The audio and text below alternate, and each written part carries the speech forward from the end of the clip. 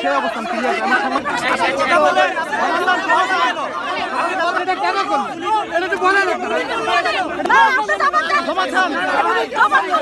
Police আমাদের ট্যাক্সের পয়সা দিয়ে জনগণের ট্যাক্সের পয়সায় কেন করবেন আপনারা এটা? এক ঘন্টার মধ্যে যথোপযুক্ত কারণ না জানান আমরা সাংবাদিকদের পুলিশের সব রকমের কর্মসূচি আমরা বর্জন করব।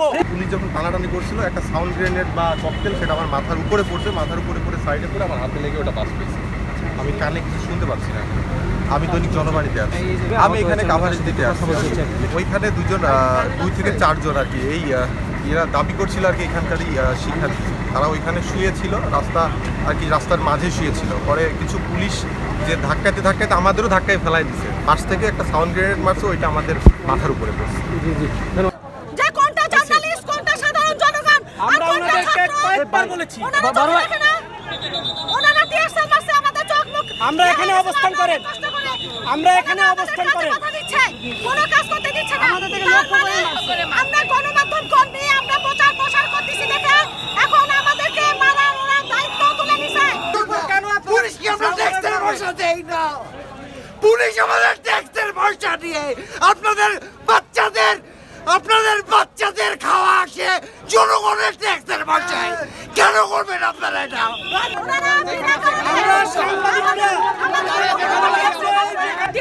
আমরা কোনো উস্কানিতে পা দিব না, আমরা কোন রকম উস্কানিতে পা দিব না, আমরা কারো পক্ষে নই।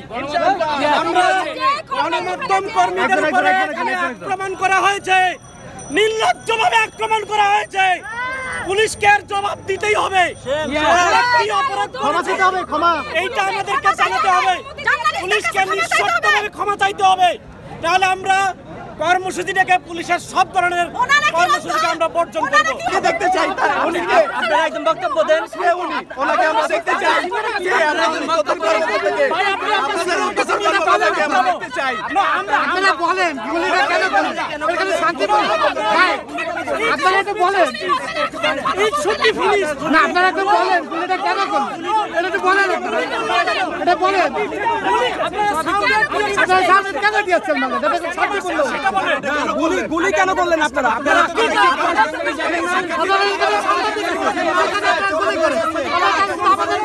কেন?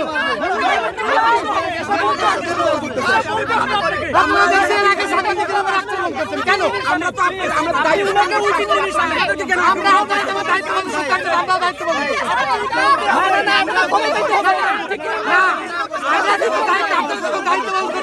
আমরা দায়িত্ব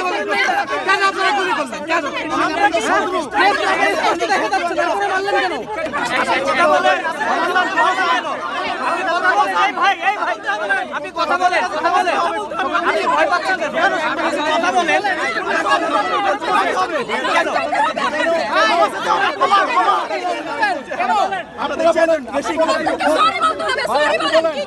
সাংবাদিকের কাছে ক্ষমা চাইতে হবে।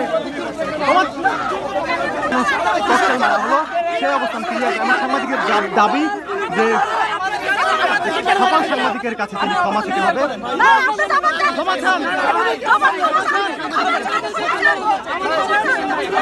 আমরা এসছি আমাদের কাজ করতে, কিন্তু ওনারা আমাদের উপরে বিনা উস্কানিতে গুলি মারছে, এটার জবাব দিতে হবে। উইদিন আওয়ার জবাব দিতে হবে, না হলে আমরা পুরো সাংবাদিক সমাজ পুলিশকে বয়কট করবো। আমরা এক ঘন্টার মধ্যে যথোপযুক্ত কারণ না জানান আমরা সাংবাদিকদের পুলিশের সব রকমের কর্মসূচি আমরা বর্জন করব। আমরা এই কোটা আন্দোলনের যৌক্তিক আন্দোলনের ইস্যুগুলি আমরা তুলতে এসেছি, আমরা পুলিশের কোনো কাজে বাধা দিতে আসি নাই, আমাদের দায়িত্ব পালন করতে এসেছি এবং কর্মসূচি শান্তিপূর্ণভাবে শেষ হওয়ার পর আমরা তাদেরকে ফলো করতেছিলাম। পুলিশ বিনা উস্কানিতে আমাদের উপর পুলিশ উঠছে এবং পুলিশের ঊর্ধ্বতন কর্তৃপক্ষ আমাদের সাথে দুর্ব্যবহার করছে। এই জন্য পুলিশকে সরি বলতে হবে।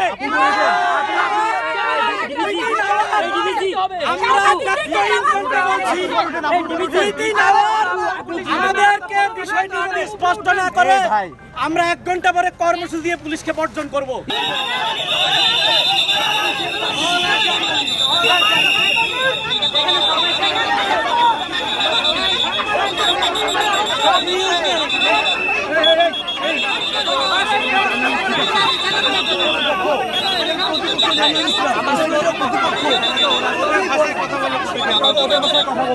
আমাদের এখানে